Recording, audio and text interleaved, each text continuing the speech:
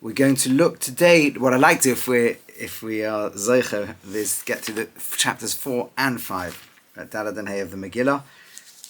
We could spend longer, but I think. Well, let's see. Let's see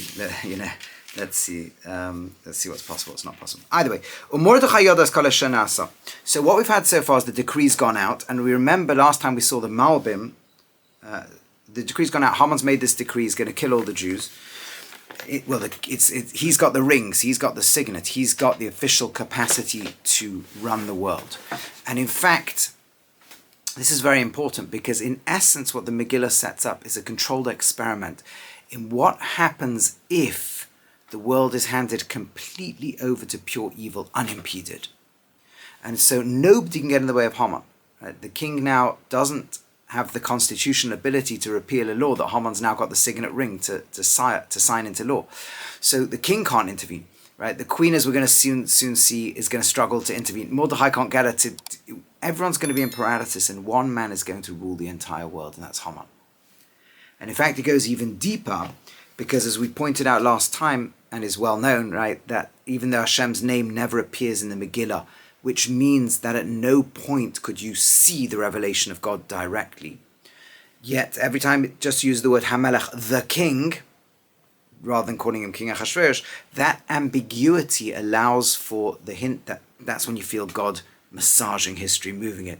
And it said last time, Hamelech v'Haman yashu lishtot. Even more than that, v'yasa Hamelech as tabatoi. The king removed the ring. Hashem himself, as it was, giving the reins of history to Haman. And so we saw also last time, so that's what's going on. This is going to be the reaction now. How do we deal with that?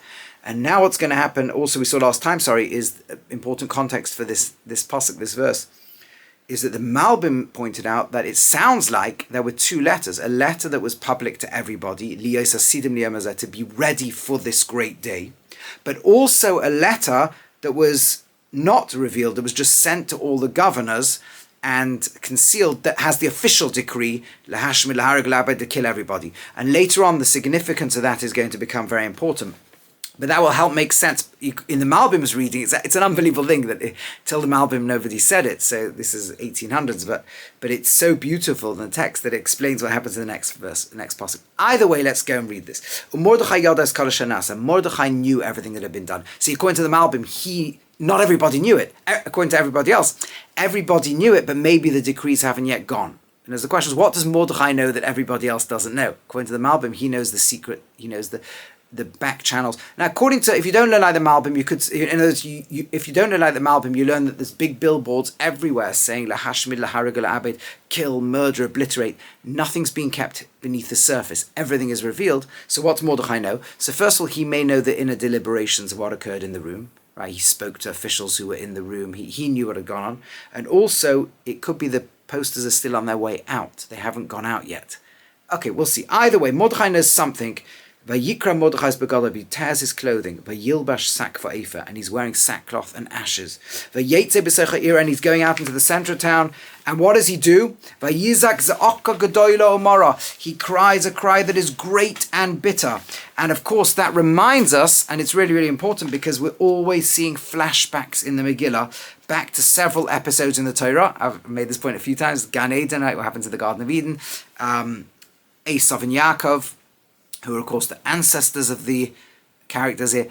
Agag, Amalek and Moshe, right? The battle between Yehoshua, the battle between the Jewish people against Amalek, the struggle with Agag, the Amalekite, and King Shaul, and then us now. So we've got these lines running all the way through. And this moment right now goes back to the moment that kept Esav in the game. Right? Yaakov's got the brachas. We saw last time that Vayivas, Haman has this characteristic of Esav to despise anything that's important to the Jewish people. Right? He, just like his Vayivas Esav b'Sebchora, he despised the birthright. Vayivas Esav l'shlachei Mordechai. Vayivas Haman. So Haman despised just killing Mordechai. He's got to destroy the whole Jewish people. Right? Because Esav despised the birthright, he lost it, and also lost the brachas. He lost the blessings, and as he realizes, he comes into his father who's given away the blessings to his brother Yaakov. Esav cries out this tremendous cry. He's begging his father, please, could you give me, still he says, I've given away the blessings, I've given the brachas, I've made him the heir, right? I've made him the spiritual heir. And Esav does this. In Parshas told us that Esav cries out a tremendous cry. Right? That, sorry, just going back to find it and told us. In Perek Chof Zayin, chapter 27, Pasuk 34, Lamed Daled, Kishmaya Esav is divrei aviv, when Esav heard his father's words. Vayitzak tza'aka gedola, he cries a cry that is great, umoram bitter, ad ma'od, exceedingly. He says, please, some bracha. And then after all of that, Yitzchak says, you know what? Okay, so I've given him this kind of role in history, but he says, Hine Mishmani, he says, you can get the short term. His bracha is really the long term of history. You can get the short term. Mishmani Aretz Yem Shavecha. You can have the fats of the earth. Mital Hashemayim Ma'al, and the Jews of the heaven above. Al Charbacha Tichya, you live by your sword. Ve'asachicha Tavoid, you really should be in service of your brother, helping him. But if he fails, if the Jewish people fail, then forget you helping him. Now you're in charge and you can dominate him. And of course, that cry of Esav that kept that alive, that every time the Jewish people are failing, Esav can come and by his sword start slaughtering us, is exactly the cry that Mordechai that's exactly what's being manifest in this story, and Mordechai senses it, and so he's got to give a counter cry as deep, as bitter, as pain-driven, and as existentially in survival as Esav did back then. And he, instead of Za'aka Gedola Amara Ad Ma'od, he gives a Za'aka Gedola Amara, the cry that is great and bitter. So that's immediately re-alerting us to the fact that when we see the dominance of anti-Semitism, we've got to think to ourselves, have we slipped? Have we let go? And this cry, therefore, becomes a cry for, more than a cry for help, a cry for an awakening. Now let's see what happens. He came up till before the gate of the king. You can't walk in there with sackcloth. And there's so many layers of meaning over here, right? The simple one is, he's wearing sackcloth. He normally works in the gate of the palace. He can't go there because he's dressed inappropriately. Okay, but of course perhaps the depth is, in that state of mourning, he can't get to the king, the ultimate levels that one needs to be at. And okay, so that's like on the deeper hint that we're talking about the relationship with Hashem. But we can get up to just before the gate, one way or another. And this now what we've got to understand. Every place where the laws of the king got to, Eivel God Yehudim, mourning, great mourning for the Jews, V'tzoyim and fasting, or V'chi and crying, or mispade and eulogies, Sakva Efer Yutzer Rabim, sackcloth and ashes being distributed everywhere. Understand, this is an amazing, amazing pasuk. You know, there's a halacha that you're not allowed, the Gemara says you can't read the Megillah out of order.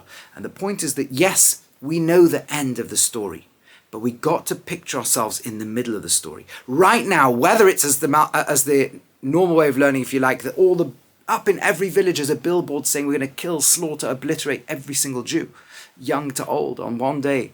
And they're running to the next village. Can we go to you? No, we got the same billboard. Across the whole known world is the same billboard. Or even according to the Malbim, that the billboard just said everyone should be ready. But everybody knew if the Nazis are running the state and they're telling everyone suddenly be ready for this day, everyone understood. One way or another now, it's over. There's nowhere to run. There's nowhere to hide. You can't go anywhere. The whole known world that anyone could get to is in the Persian Empire. Okay, there was Greece, but the border between Persia and Greece, apart from crossing a river, was war. You couldn't get this. The Jews can't go anywhere. And they start reaching out to the Nevi'im, to the prophets. There's no prophecy. There's going to be no miracle. Nothing. And so desperate are the Jewish people. Listen to what's going on over here. I mean, imagine just being a Jew and walking in the streets and everyone's just going like this to you, right? You know, like, we're going to kill you all. Imagine trying to sell your property or your car equivalent in those days, right? And everyone just laughs. What do you mean?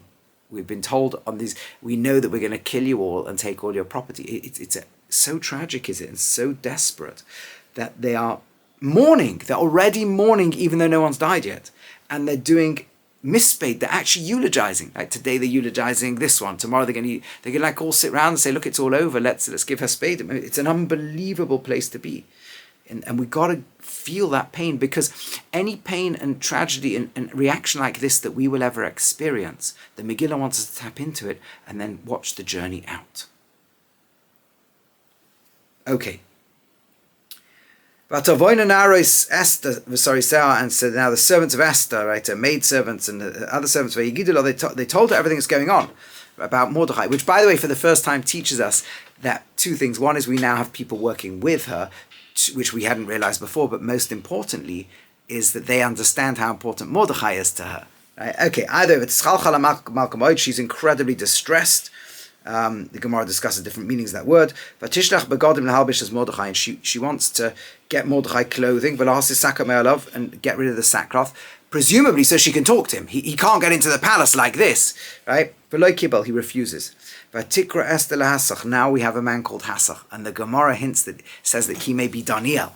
Right, okay, and discusses why, which would be even more amazing. That Daniel from previous stories in Tanakh, chronologically, is still somehow a very old figure who's around, maybe, according to that view in the Gemara, which is Rav and Shmuel. It's a serious, first generation Amoraim here, tradition that Daniel is somehow there, and although he may have been lowered from his original status, she's now got somebody Jewish on the inside, so there's a network, if you like, over here. But one way or the other, she sends her trusted servant Hasach, who've been placed before, Mordechai. For the first time, she's initiating something in the Megillah. Note that.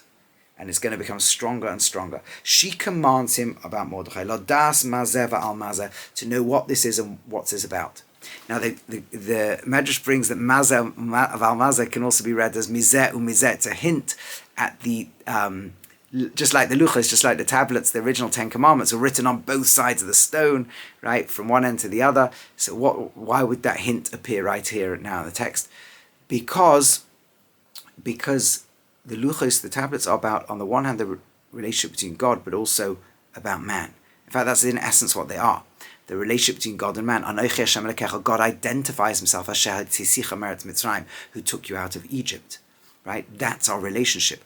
And remember that just before that could happen, Amalek strikes. Amalek wants to say, no, the man-God relationship isn't there. But mizeh means it runs through from one end to the other. It goes from heaven all the way down to earth.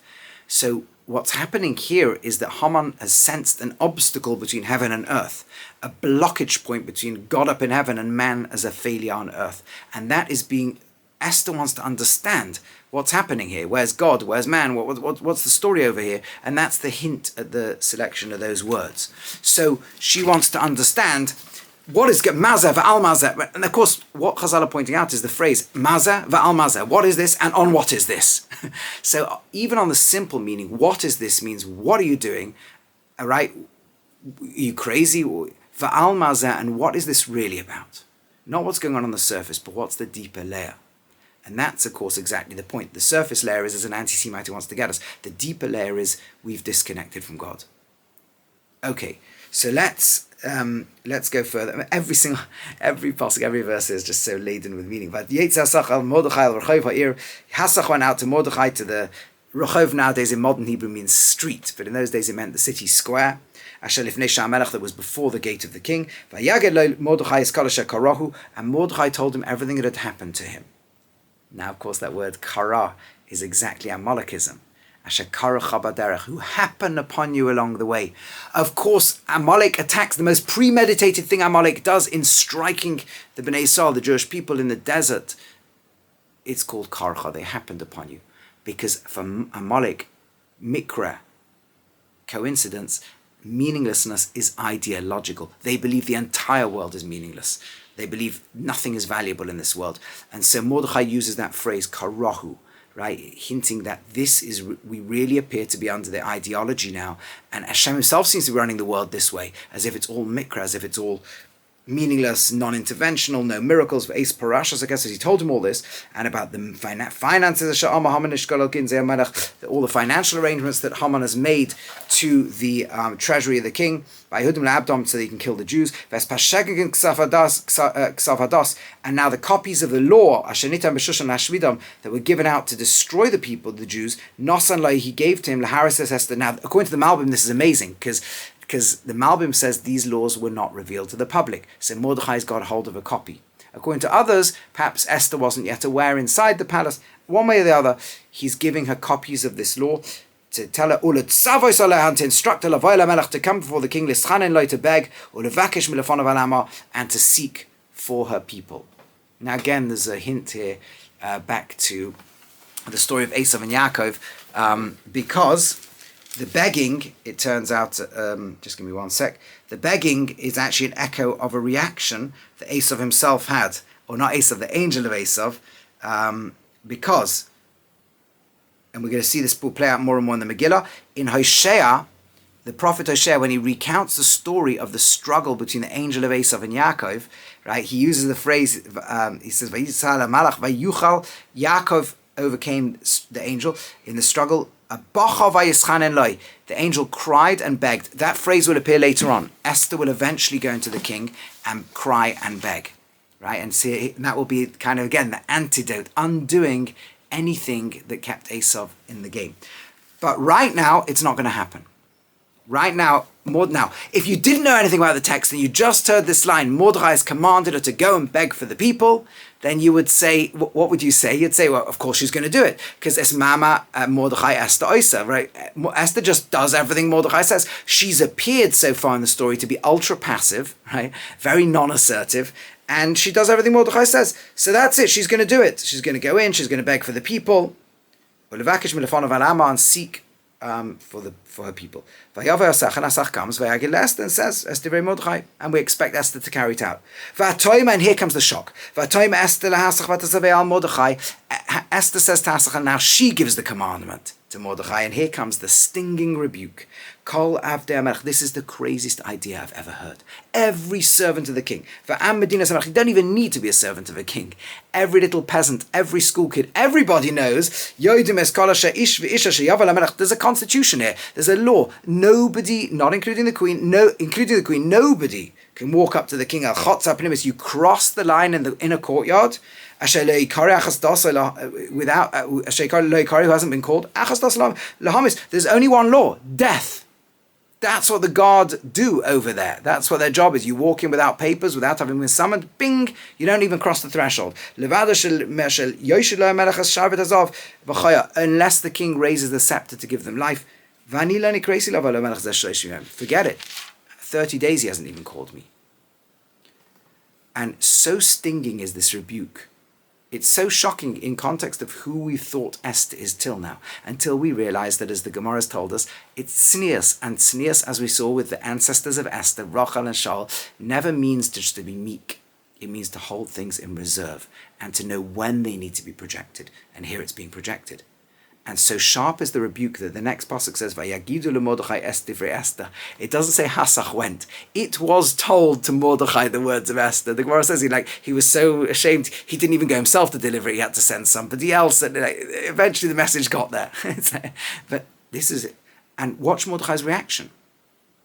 We think he says, he gives her a speech and she says, "Okay, fine, I agree." It's not what he does. He basically says, "I'm sorry, I got it wrong. I don't know. Forget the plan." And amazingly enough, that Vayischanin, the actual begging for her people, even though she'll later on tell Achashverosh, she'll say, Haman wants to kill us, all that does is get Haman killed. The actual crying and begging for the people doesn't happen until much, much later on in the Megillah, like 8th chapter. So plan A is shelved. And what Mordechai now says is, he says to bring back the message to Esther, again, not Hasach, because Hasach's not telling him. Okay, don't you think you're just going to survive in the palace? Because if you stay silent now, this is a great moment to pause and do a thought experiment. Imagine you or I were about to give over this speech to Esther. Esther, you've got to go in and save the Jews. Because if you just stay silent now, right, we would finish it by saying something like, "We're all going to be killed. Right? It's desperate times. You've got to do something." Look at what he says. We'll be saved anyway. It's got to be the most unpersuasive speech in history. Esther, it's desperate moments. If you don't go in, we're all going to be saved. Oh, so you go and get saved, and I'll do Tehillim, and good. Probably what he's sending me in for, to get killed. But then he says, a seemingly non sequitur, you and your ancestral home will be obliterated. One sec, you just told me we're all going to be saved. Why would... Who knows if this isn't why you became queen? So we go in this direction. What do you mean? Maybe this is why I became queen? Maybe it's not why I became queen. So please, you've got to go in, because if you don't go in, we're all okay. But you'll be killed. How will I be killed? And maybe this is why you became queen, and maybe not. What's going on? And there's a very, very deep point. I've told you some of the beautiful ideas I have in the Megillah came from hearing shiurim by Rabbi Weinberg in the Old City of Yerushalayim. And he said something really profound. And you could see concepts like this throughout Chazal. It works, and really the Ramchal actually in the Das Tevunas, you could argue in a certain way, almost half the Sefer really is this principle. Suppose we didn't believe we're going to be saved anyway. In other words, suppose we believe that history depends on, whether we are saved or not depends on you, Esther. That means there's an actual possible outcome in which we're not saved. Meaning it is possible for history to fail.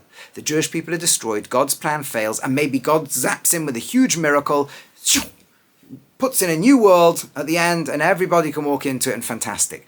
Our story failed. God has a world to come for us all, maybe in Soul World or in the end of his resurrection of the dead, and new world, get your reward and punishment.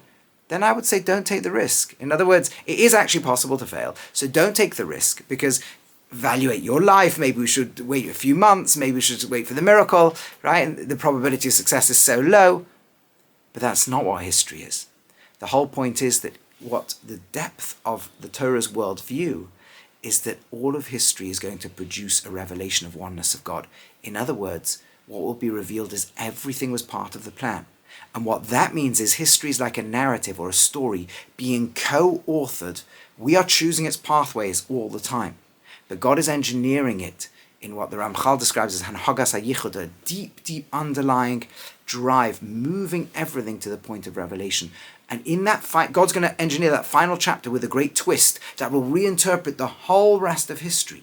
And when that great twist happens and we look back, we will suddenly see how acts that we did, even things we thought, whether we thought they succeeded or failed in the short vision that we can see of the world, rippled across history in a cause and effect way and landed and produced that final chapter. So Esther, you might walk across the threshold and get killed. I don't know. I don't know what, right? I can't tell you. Maybe my plan was stupid. But I know this. Whatever happens, your choice will be in that final chapter. If you choose to do good, no matter how small or great you think that good is, it will be in the final chapter. If a person chooses evil, they will have to be destroyed for the final chapter to happen. And if a person chooses to walk away from a key moment, then they are written out of the story forever. Esther, because whatever happens, the story is going to work out. That's exactly where you have to get involved. That's what history demands of you. And do you not notice? What is you and your ancestral home will be obliterated. Ancestral home? Bing! That's your great-great-grandfather. My great-great-grandfather is Mordechai, Shaul HaMelech, King Shaul, who messed up, who allowed Agag to live, which allows Haman to come and kill us all. You don't realize, you can't feel the sensitivity of history that his great-great-grandson's trying to kill us all. You're the great-great-granddaughter. You're in the palace. You've got to do something. I don't know what it is. I don't know if it... you're right, my plan was terrible. Forget my plan. But you've got to do something, because history demands of you to do something. I don't know. I don't know if this is exactly why you became queen or not. I can't tell you where we are in history. What I can tell you is you've got to find a way to do something. And she gets that. And it's, by the way, remarkable. The more convinced you are that Hashem's running everything, the more you don't know exactly where you are in the story. That we can only visualize things at our level. Hashem's plan is far deeper. But we know what we've got to do is not control the outcome of success or failure, but put the right input in. Esther turns around and goes, okay, so I don't know the input either, but I know what we need to do right now before that input. I know the input before the input. I know what I've got to do right now. And let's do this then. If you're right, you realize how beautiful this is. This is like really the whole hashkafa, the whole view of what the Megillah is that every moment matters. Every person matters. We're all part of this meta-narrative. To Haman, everything is meaningless, even the most seemingly meaningful thing. To us, everything is meaningful, even things that might completely seem like they're fading. So gather all the Jews together. All the Jews of Shushan, fast for me. Don't eat or drink for 3 days. I and all my maidservants will do the same thing. And of course, the hint here, uvchein, the word that we use again and again, and like this, is exactly what we say on Rosh Hashanah. This is how we come to God, right? Desperate. We don't know, right? But just wanting to do whatever it is you want from us, Hashem. This I'll come to the king. Double meaning. Simple meaning, I'll come like this to Achashverosh. Deeper meaning, I'm going all the way to God. right? But let's go with the simple meaning. Asher lo kados, not like the law. It's again double meaning, against the law and therefore risking my entire life. And on a deeper level, breaking Pesach. This was 13th of Nisan. You fast 13th, 14th, 15th, you're fasting on Seder night. Right? That's how desperate the Jewish people were. Because Seder night commemorates miracle, there's no miracle. It's so desperate that we got to fast and beg and do tshuva and everything, even across what would normally have been a Yom Tov. And as I am destroyed, so I will be destroyed. What I lose, I will lose. I lose everything. Simple meaning, he'll either kill me at the gate, or I'm going to end up now with the rest of my life with this monster. Because halachically also, remember, according to one opinion, she's actually married to Mordechai. And up till now, she's been passive. So halachically, the intervention of the relationship of Achashverosh doesn't actually constitute adultery, and she's permitted still to Mordechai. But from now, she's volunteering to walk in there, and the hint is very clear, and therefore she might be lost for Mordechai forever. Now, it's not clear anything really did happen, and therefore she didn't, whether she did or didn't, we'll get to later on. But the tragedy of those words, I am going to be destroyed, obliterated. And by the way, even if she succeeds, she might be stuck in the palace forever. Right? This could be the end of her as her personal story. And she's willing to give everything up to do what history demands of her at that moment, try to save Klal Yisrael, even though she's pretty sure the plan will fail. She doesn't even have a plan, as we're about to see. And now let's enter. Mordechai passed. Esther. Now the opposite. Until now, Esther's been doing everything Mordechai commanded. Now Mordechai does everything that Esther commands. And so the word Esther, that which is hidden, has now begun to emerge at the surface. And now Esther is running. This hiddenness that looked like it was not doing anything till now has now awakened, and it's now driving the story. And we'll see more and more of these sorts of things happening through the Megillah, because ultimately the hidden hand of God is going to arise and drive the story. Chapter 5, 5th chapter. It was on the third day, Batilbash Esther Malchus. It doesn't say Esther wore royal clothing. She wore royalty. Because there's a spiritual power of royalty, if you like, but also she is royalty. She's for real. Right? She is a great-great-granddaughter of Shalom Melech. She's the one who's been reinserted into the kingship. She stands there, opposite the king's house. He's sitting on the throne of his kingship, in the house of his kingship, opposite the entrance. Again, there's so much to say about each word that we can't pick up on everything, but and it was when the king saw Esther Malka. Remember, every state of mind is prefix ka. It's like he saw Esther Malka. He's seeing, but he's not seeing, right? Is he seeing her as the queen? He's not sure, right? There's a certain uncertainty built in over here, right? So he wants to, it's like he can see Esther the queen, right? Not just the regular Esther who she's been till now. He sees royalty, or does he? Or does he really see the greatness of her, or doesn't he? Right? It's like he appreciates who she is. Standing in the courtyard, and then so he's now. It's almost like I can see she looks like Esther the Queen. No, but I'm just going to pretend she looks like Esther the Queen. Remember, he's threatened by her. He doesn't want to see Esther the Queen. That's why it's kiros. It's like he sees Esther the Queen. Oh, I see my queen, of course, right? But in his mind, is that I don't want to see her. She's a threat to me. I don't know who she is. But then all of a sudden something else happens. Nosachein, a certain charm happens. And the Gemara says like it's malachim. Now the Rambam always tells us a malach doesn't appear as a physical being. These are not like angels in a Michelangelo painting, but a messenger. Something hits his brain that he doesn't know where it came from. And he's like, oh my goodness, there's something special about this woman. And that's something special about her. Something special, she's royal. There's something really real over here. Something he wasn't conscious of drives him to react differently. And so what happens in that moment? And that's, of course, been the fasting of 3 days of the people, isn't it? That's God's now intervening, but again, very subtly. And the king raises Esther for Esther, Sharvat Azav, the golden scepter. Right? It's not even for Esther the queen. It's Esther the person. Right? Forget this royal stuff. I just want you, Esther, as you. Asher biyad in his hands, Vatikra of Esther. Esther walks forward. Right? Vatiga Barosh Sharvat, and she touches the top of the scepter. And the king says, Malach Esther Malka, what's with you, Esther the queen? What is your agenda? Up till half the kingship I'll give to you, right? I'm so desperate. I've been desperate this whole time to know what you're about, who you really are, all the stuff that we spoke about in earlier chapters. And of course the Gemara says, half the kingship, but not the thing that will split the kingship, which is the Beis Hamikdash. Again, the subconscious fears and phobias that Achashverosh has, that he's an imposter.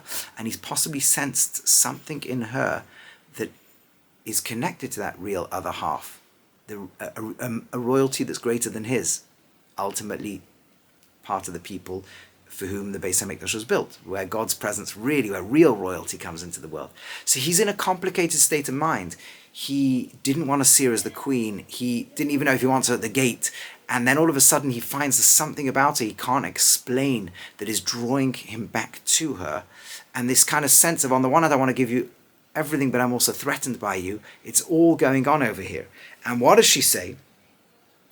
So Batoma Esther, unbelievable. She says, it's good for the king. Could the king please come with Haman to the meal I'm making, this drinking meal? Now, one second, sorry, just wait for friends to get feedback. Apologies to all those on the Zoom call. Okay, now the Gemara asks something really unbelievable over here. It's a Gemara in Daf Tesvav of Megillah, and the Gemara says, "V'chimar asa Esther." What was Esther thinking? Right? What? It literally Tanur Rabbanan. It's a Bryce. It's source in it says, "What did Esther? What was this idea of bringing Haman? Talk to Achashverosh about the fact that Haman wants to kill you. What is she thinking to bring him to the party?" And the Gemara gives a whole bunch of answers. Right? First of all, Rav Elazar says it was like a trap, right? She thought maybe she'll be able to trap him, maybe she'll steer the conversation, he'll say something that will incriminate himself. Rabbi Yoshua said, remember, Rabbi Eliezer, Rabbi Yoshua, we're talking just timeline to understand. This is around the time of the Churban, just after the Churban, after the destruction of the Beis HaMikdash. So we're talking, quite early on before the Mishnah is written down. And Rabbi Yeshua says, well, if your enemy's hungry, give them bread to eat. Right, the different principles of win him over, wine him and dine him. Reb Meir says that he won't. She wants him right in the room so that he can't be rebelling against Achashverosh on the outside. Rav Yehuda says that there were probably rumors around that she's Jewish. She didn't want anyone to think she's Jewish, and so you go on in the Gemara. Rav Yossi says that he should be right. Sorry, so the Jews. So Nehemiah says. It's not that she didn't want them to think she's Jewish. She didn't want the Jews to feel secure and feel, we've got a queen in the house, right? And then they wouldn't daven. She wanted them to keep going davening and keep being scared. So she was doing it to arouse fear in the people. You see, some of these are contradictions and opposite each other, and which will become important in the moment. Rav Yossi says it's so that he should be there at any moment. Just at that moment the king gets angry, right? Haman should be able to be killed or something. Rav Shimon ben Manasseh says maybe, I don't know, like sitting there with monsters and Nazis in the room, maybe Hashem himself will just have mercy and come and do a miracle. And Rav Yeshua ben Karcha says that she was willing to commit suicide. She wanted to play on Achashverosh's paranoia. She knows he's scared of her. She knows she's scared of, he's jealous and scared of Haman. Put them in a room together. In a fit of anger, Achashverosh will kill them both. She's willing to die. Kasha avadati avadati. She's willing to lose everything, but to save the Jewish people, right? By putting the two of them together, he'll arouse a real anger and jealousy. Rabban Gamliel says, look, he's a king who can constantly flip his mind. If I win him over, then I'll go to Haman. Haman will win him back. So I want it in the room so I can control the whole thing right now. Rav Elazar Madai says that jealousy, right? Rabbi says before pride comes a fall, let's build him up to great ego. Abaye and Rava, one says that she wanted to fulfill the verse that making them drunk and kind of asleep, lull them into a false sense of security. I'd say, all these different things. There are so many different interpretations, pulling in all different directions. And then the Gemara says something amazing, right? Rabbi Bar Avu came to Eliyahu Hanavi, and he says to Eliyahu, which one is it? An amazing line, right? So Rabbi Rowe says to Eliyahu, who is it? He says, Kaman Chazi Asta Vavidachi. What was the truth, right? All these amazing opinions for hundreds of years. Through the writing of the Mishnah, deep into the yeshiva of Pumbedisa, just before the finishing of the Gemara. Hundreds of years people are debating this issue. What's the answer? And Eliyahu says, Kechula Tanai, Kechula Amorai, like all the Tanaim and all the Amoraim, all hundreds of years, all those 10 different opinions, all of them. But it can't be all of them. One of them, she's going to get committed suicide. The others, Jewish people, right, daven in this. The others, Achashverosh will kill Haman. They don't all make sense together. Unless what we understand is, all of them means she sees it could go this way. It could be, this might work as pride before the fall. It might work as stopping Achashverosh doing this. She's got lots of options in front of her. She doesn't know how the chemicals are going to react. She just got to put them all together, and it's really any of them. I don't know. Any of these could be my reasons, and many, many possible more. I just know that I'm putting chemicals together here, and Hashem's going to have to do this. I don't have a plan. She doesn't have a plan.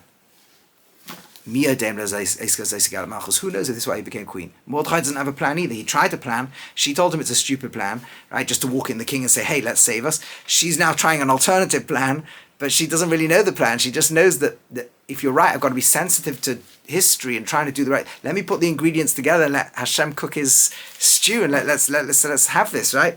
And now comes. Okay, so here they are. So what does the king say? Yeah, he should, let's do this. The next thing we know, they're all sitting there together. So now they're drinking and everything, and he turns to her and says, what is your request? We'll do it. And what's your look, I've even got Haman here, right? You wanted him here as well. You want to ask, I don't know, for some of the treasury, for some of the prime minister to pass things into law. Yeah. What's your agenda? I think it's the Vilna Gaon who points out, Sheila is personal, and Bakasha is your agenda. Whatever it is, your Sheila, whatever's personal for you, we'll definitely do completely. Your agenda up to half the kingship, half the empire, will be done. Now, this is an amazing thing. Of course, she's put the chemicals together, and nothing's happened. So she's like, Hashem, come on, please. And she says, Sheilasi, my personal request. This is like a real filibuster. She's stalling now. Uvakoshosi, and my agenda is, you can imagine Achashverosh, yeah. If I found favor in the eyes of the king, as she repeats again, and even if it's good for the king, Losei says Sheilasi, to do my personal request. Say, yes. Velasois espakoshosi. Hashem, what's happening? I'm giving you more time, nothing's happening. And to do my agenda. Yes, we've heard those words before. Now what? Let's do this again. Tomorrow. Tomorrow I'll tell you then. Right? It's like the plan failed. Nothing happened. Now Haman's going out completely glad. Oh, he's on top of the world. Remember, if you don't believe Hashem's running the world, then the world is whatever agenda you have for it, right? So as long as you can control it, that's fine, and you always believe you can control it. Mordechai and Esther don't believe they can control the world because Hashem's running it. But Haman's convinced, so he's got it. He's always got it all figured out. Whatever his psychological state is, tells him this is what's going. If he feels good, the world's going well. If he feels bad, the world's going badly. So now, now when he sees Mordechai, not getting up and bowing, there's just rage. And now, on the one hand, in the moment he's on top of the world, but now he's got this counterweight of rage, right? So Haman restrains himself. He had to really work hard not to kill Mordechai. He comes to his house. He brings his lovers and Zeresh, his wife. I always think that's very funny. Right? She wasn't one of the lovers, apparently. Anyway, Haman tells them, and this is now the ultimate narcissistic personality disorder. He tells everyone, gathered around me, my wife and children and lovers and everybody and fans. Eskavoidosha, do you know how wealthy I am? Yes, we know. We're sitting inside one of your great houses. V'roiv Bonav, do you know how many children I have? Yes, we're your children, Do you know the king promoted me? Yes, you haven't stopped talking about the promotion. And then he raised me above all the other officers. Yes, we know. You can see all the, what have you talked about for the last however many months? Above everyone. Do you know that the queen invited nobody to the party but me? Yes, you've talked about nothing else for the last 12 hours. Oh, wow, tomorrow I'm also going to be called. Wow, you're amazing, Haman. Yeah, they all break out into applause with the king. This is worth zero to me. Because when I've got little agendas in the world, then everything is about what's shoiva li, what's worth things to me. Do you know how deep this is, just by the way? Because it shows you a big lesson. Anti-Semitism is to do with the mental state of the person. It's like when a person looks at the Jewish people, what they see is their own mental state, actually. And a mental state filled with rage, a mental state of ultimate narcissism. And this is the point, if one drops God out of the picture, then one becomes the God at the center of the picture. And all of the feelings and all the emotions and all this becomes to the person their measure of reality. And the greatest threat to them is a people who live in the world saying, actually, God is the center of reality, and we manifest ourselves completely in that line. Now, a person can consciously believe in God, but ultimately want to be the center of reality. There's so many layers to the subconscious hatred, but that's Haman's bringing them out. If one person doesn't respect me, then I'm not the God King of the universe. If one person tells me there's a divine force and our job is to be subjected to it, right, then that makes me feel deeply worried and insecure. And more than worried and insecure, I can't live, says Haman. Right, this Mordechai HaYehudi, this Jew, is sitting at the gate of the Melech. So Zeresh and all the lovers say, Yasa gates, make a 50-amma high tree. Tell the king, don't even ask the king, right, because you're now in charge. Just tell him and hang Mordechai on it. And then you'll come back in a good mood. And when you're in a good mood, that's it. And he made the tree. He loved it. And I know we've only got a minute or two left, but let me just point out a tiny drop, because I've said again and again, the Megillah is hinting back to the Garden of Eden. The opening scene was in the courtyard of the garden of the king. Right? We spoke about the fact that Haman's very name, Hamin ha'etz, Haman, where is he in the Torah? Is it from the tree I told you not to eat, you ate? Haman is that which came out of the tree of confusion, of knowledge of good and bad. And now the question is, who's going to be hung back on that same tree? Right? The exact inverse story of the garden. And so all the hints, and of course it was in the Garden of Eden that God's voice became distant and man started to think of himself as the center of the world. V'yisem kelekim, you'll be like God, l'das tov v'ra. You'll feel if something feels good to you or bad to you. You'll see the eyes, says the snake, you'll see the world through your little eyes. Your eyes will be opened. That's what he says. Right? Your eyes will be open. You'll be God. You'll feel the world through good and bad. Right? And as the Rambam tells in the second chapter, the Moira Nevuchim, the entry of pure subjective self-centeredness is then. And against that is, and that's the struggle that's occurring over here. So we've literally hit this power moment where evil's now complete domination. Good doesn't seem to have the plan. Evil's got it all. And evil's plan is now to really, really, really drive all the way back into the depth of the sin of the Garden of Eden. And that's where we're going to have to finish this week. Okay, if there's any questions, I'll stay on for a few minutes just to take any questions.